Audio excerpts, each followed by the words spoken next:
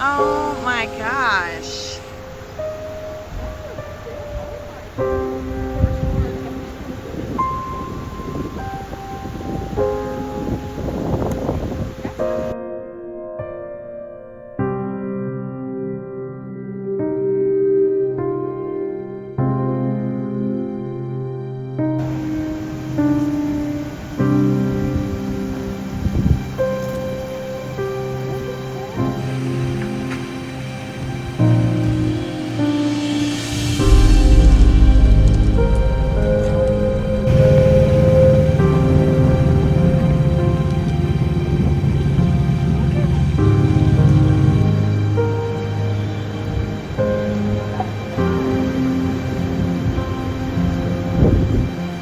With the tree's coming over the top with it.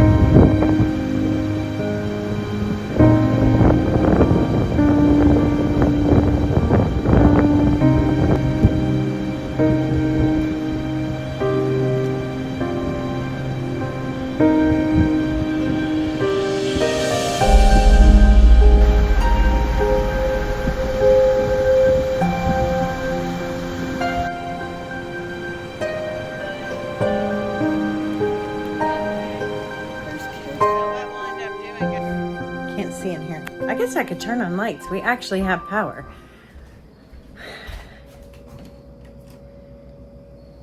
Okay, I'm gonna go outside. It's better out there. Whew. Okay, today is the end of day 5 post Hurricane Helene. I haven't been on anything today. We got up, had some crew come in. That crew and my husband and sons worked to clear out my husband's office that was flooded. And then I went over and helped a friend from our church with our pastor, and we shoveled the heaviest, muddiest books in all of history. It's unbelievable, the amount of mud and destruction. Also our natural grocery store, the water, I can't even describe how high it went. It's so high. Like, it's basically 2 stories high because it went over the bookstore into the 2nd story several feet. So it's just so high. It's mind-blowing how high. So we did that and shoveled over there, and it's just, the health food store has the highest mud, I think, out of everything I've seen so far, and then probably the bookstore the 2nd. Feet of this, well, I don't even know what it is. Now they're saying it's got like radioactive stuff in it. So pray for God's sovereignty over our health for those who are exposed to this stuff. But making progress in the town. About to make some vegan chili and homemade baked potatoes and just relax. Tomorrow we're going to be demoing the carpet out of our church. Big crew coming, so we should be able to do a lot more than just the church. We can just divide up on who needs help down there. My daughter was great, volunteered for the food. The city's supporting our efforts out there. The mayor being amazing, bringing food to everybody and water and resources and gloves and masks and yeah. But on a different note, more positive note, and I am feeling better today. I think just busy hands make you feel better in situations like this. When you're worried about friends and just so many things, busy hands help. But during the hurricane, so before the hurricane, I'm going to put a clip in here for you guys. I started talking about these sprouting jars and how I was super excited about them. And I want to show you what they look like now. I have no idea when I made that video. What day are we on? I'm going to clip in here so you can learn about them because they're amazing and you need them. Oh my gosh, what day was that? I'm really tired.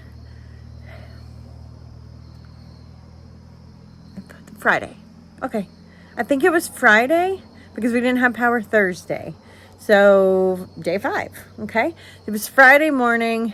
I filmed this video. So I recently came across this company that did something brilliant.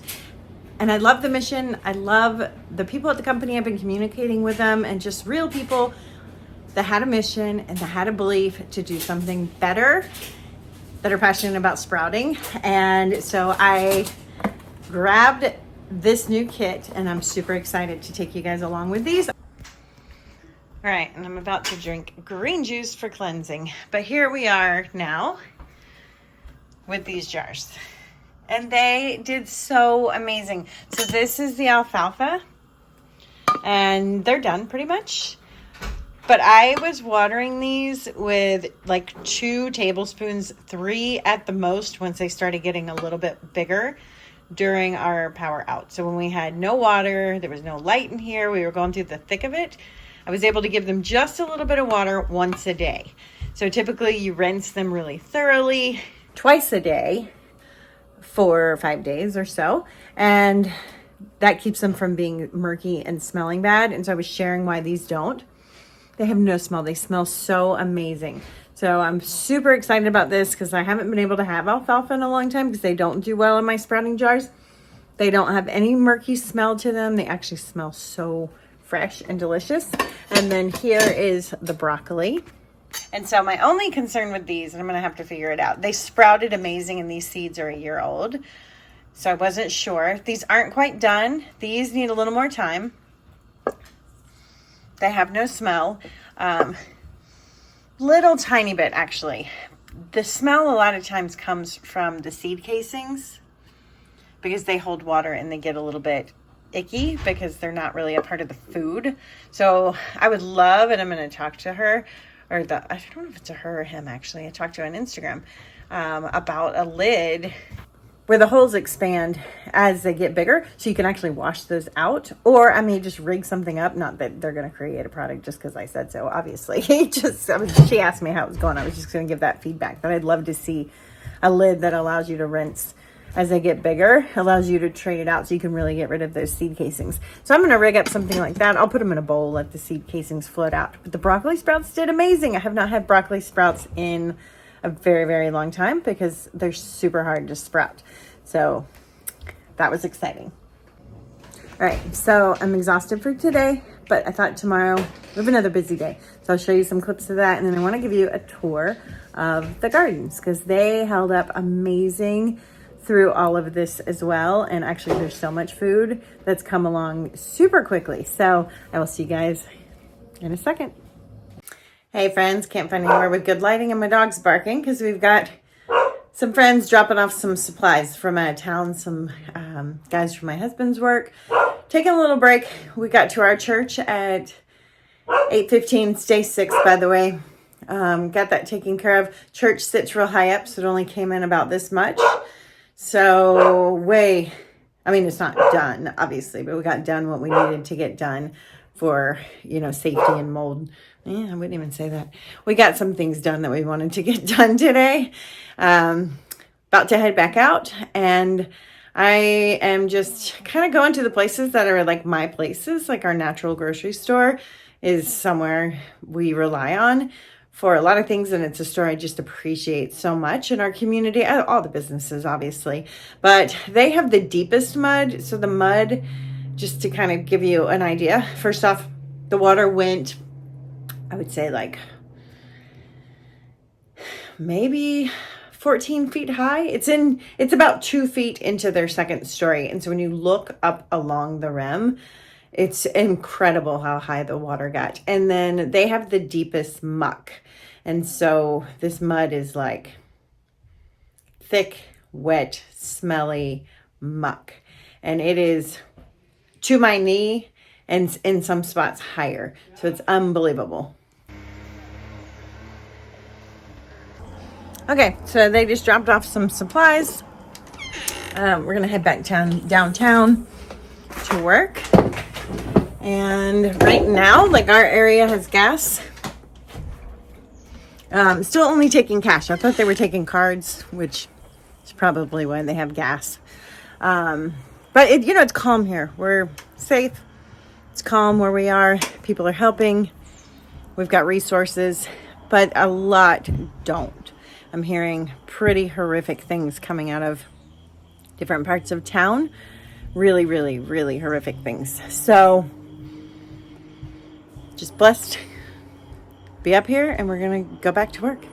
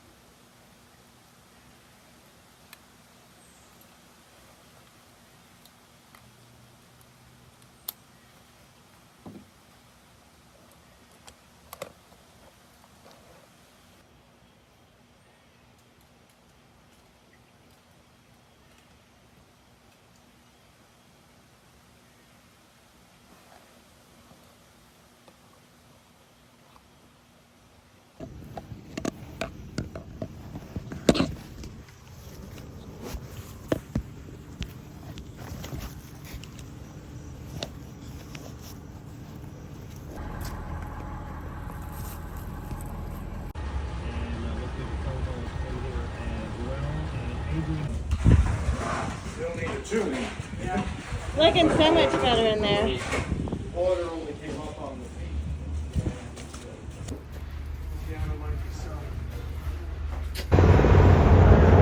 I think there's still a big spot.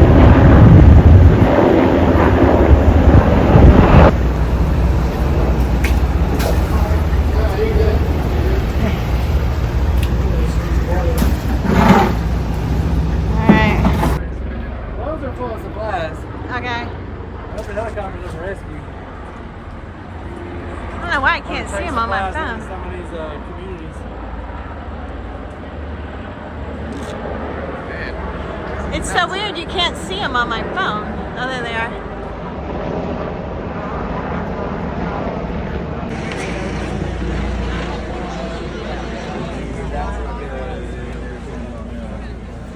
Good. Kent? Kent. I'm sorry. So, what time did the fix work? We'd hate for anybody to get injured, okay?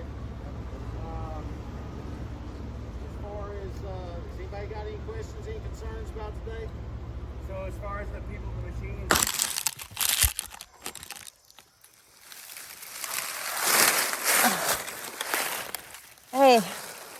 Hey friends, so it's the end of day 6. I don't have a lot of charge on my phone and I don't have a lot of brain power or energy left. So I just wanted to get out a quick update on day 6 in this video here and get it out to you guys so you guys know what's really going on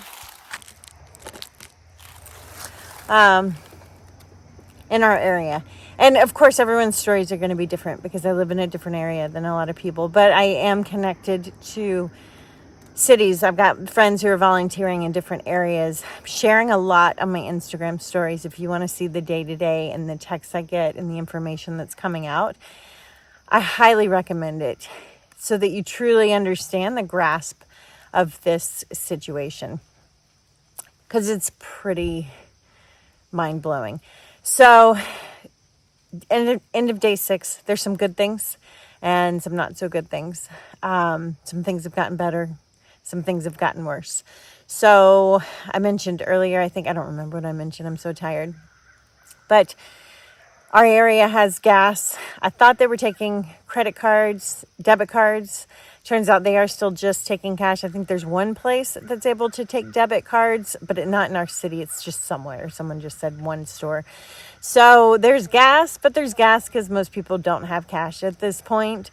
And there's not a lot of places to go. It's not safe to be on the roads. We're not supposed to be on the roads unless you're out volunteering or trying to get to family members or something like that. And there's really nowhere to go because the city over where I do CrossFit, they have no water for weeks. They were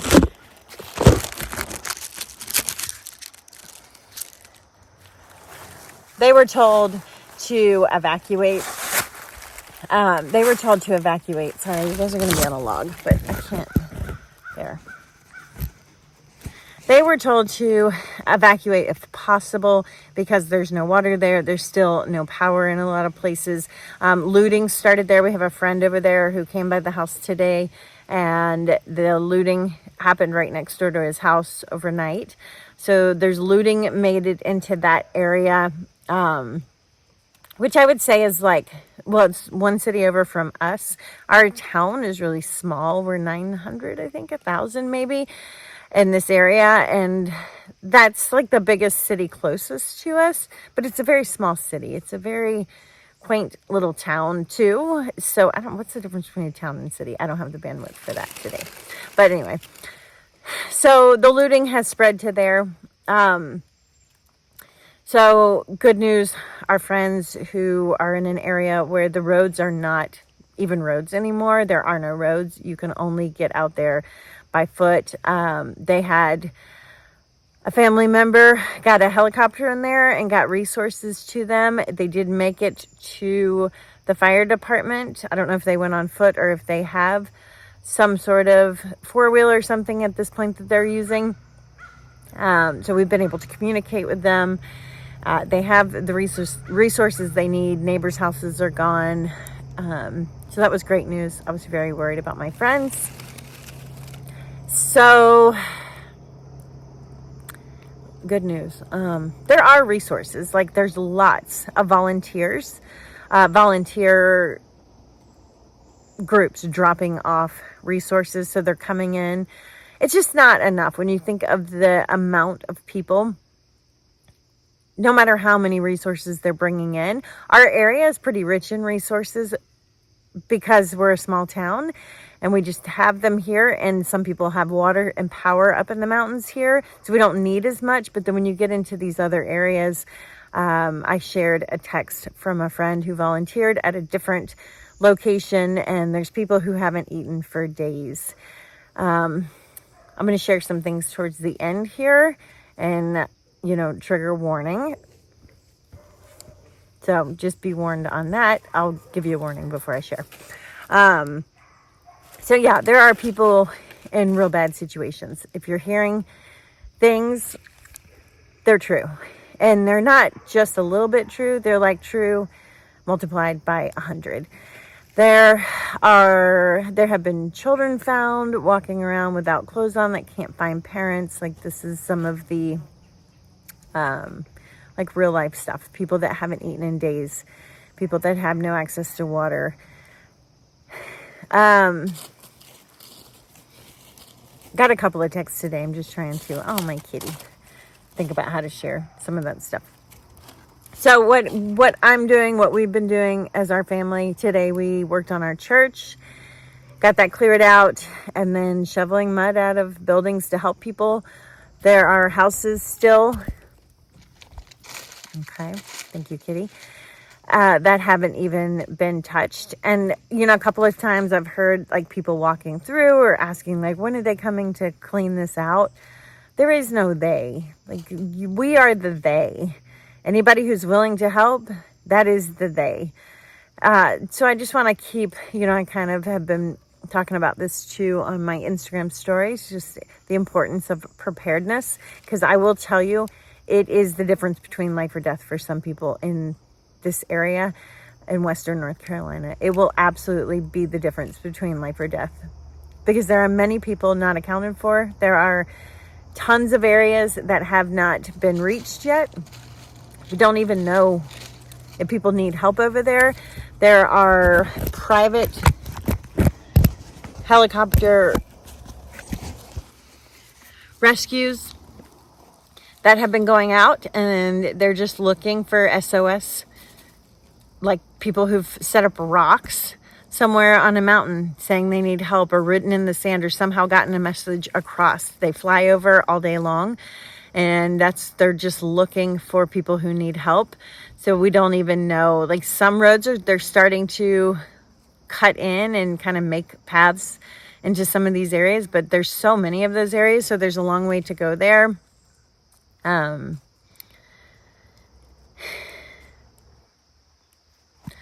husband and I were talking like emotions wise, how we feel about everything. So we've been through hurricanes. We've had very huge damage to properties we've lived at from hurricanes. Our last house, we got hit twice in less than a year. My brother's house flooded once. And so we're not new to that, but we're not desensitized to that either. This is just so different because it's so huge.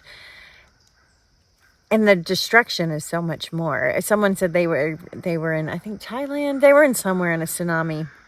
Got a message on my messenger. Said they visited somewhere after the tsunami and it looked the same. It's like that, but all the towns got hit by a tsunami. That's the craziest part. It just goes on, and you think your area is so bad, and then you go somewhere else and you're blown away because it's not bad where we are. It's not great, but it does not even compare to some of the areas around us. So I think emotionally, like, we're a little numb. I don't even think it's fully set in. We just kind of get up and we go volunteer, and then we come home and we make food and we do it all again. And there's just this numbness to it. It's hard to explain because I've never quite experienced that in a crisis situation. I think it's just so much that literally our brains can't quite comprehend it at this point. So we're just doing things, and everybody's just kind of doing whatever needs to be done and then doing the next thing. We haven't quite really, like, I don't know. I guess, and maybe I think when there's a hurricane, like, you know what to expect. Like, you go clean it up, and then that's it. This is just different. It's so layered with struggles. The no water, the no cell service. Starlink's getting set up in a lot of places, so that's pretty cool. But no water, no resources for some people, no access to some people, no roads that exist, no bridges that exist anymore. Yeah, it's just hard to describe. So I think that's the difference mainly there, that we really just don't have a place in our brains to really understand even what's happening. That's the reality of it. Like, it is that big that we just don't have a place for it yet. I guess we'll have one now.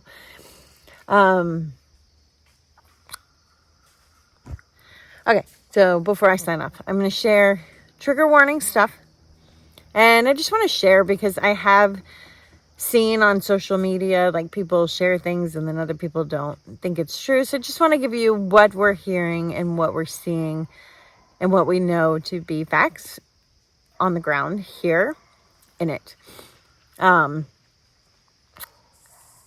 Every day I get texts about particular things that are happening in different parts of the city. Today's, I'll share yesterday's too. So day 6, let me see if I can start this. Day 6, we're doing all the things in our town, and we're working. The National Guard did show up today, which is kind of interesting. And, I'm thankful we don't need them. I believe they're just setting up for security because the looting is getting really, really bad. There have been bang situations and some really dangerous situations in parts of the city, and it's starting to spread outside of those major areas. Like I said, the looting started at the city that we most frequent, where my gym is, last night. So I'm guessing that's why they showed up. They kind of rolled in at about, I don't know, maybe lunch 1, and they were just blocking the access in and out of the city. And then they were gone before. I didn't see them at 5 when we had our debriefing. We have a meeting at 5 every day with the mayor and some other people in the city. Our city people are amazing. Our city officials are amazing. And then all the volunteers, just to kind of, like, keep conversations going and things like that. So yeah, I'm grateful we don't need them. It was almost like a little awkward because everybody's so in their groove and already has things figured out. I felt like the 2 armed guards and these young guys were just kind of at a place for a bit. I don't know if they'll be back. There is concerns of looting. Our town is small. Typically there's 1 officer for the whole area at a time. That has been increased to, I believe we're at 4. And that's like the whole city. So, there are people who are a bit concerned about that because the chaos will spread the more desperate people get. So there's that. We also had a crew of people, and this is where I'm going to use sort of code language for the sake of YouTube. What in the world is behind me? There's animals and the kitty. Looking for particular people that are no longer living. They came in today. They have protocols where they're looking in our area. The ones that were there are, we know about, and that has been resolved. But they have entire crews who go through the banks, looking in basements. They're checking the debris. If you guys see some of the debris, it's 3 stories high of people's homes and trees. And they are out searching for people who are no longer with us. there was news of trees. I will confirm that is true. That is a true story. Got a text today, 2 of them actually, and it's a thing now. They're just, people are in areas and that's what they're seeing. That's what's there, are people who are no longer with us, that have not been counted for yet or properly taken care of. So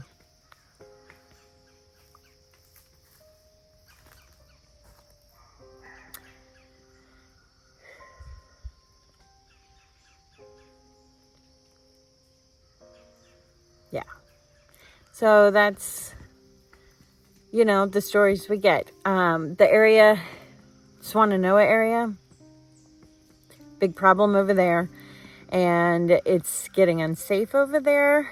The looting has begun as of, I think, 2 days ago. I think for a while the water was just so high that it wasn't a problem. That particular area, I don't know. I'm not going to get into that. But now that the water's gone down, there's more access. And as of 2 days ago, it's become a more dangerous situation in that part of town, for sure.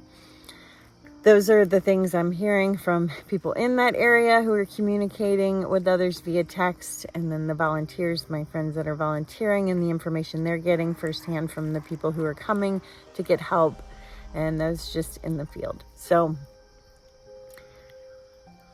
I will keep you guys updated. I'll probably just keep filming like this.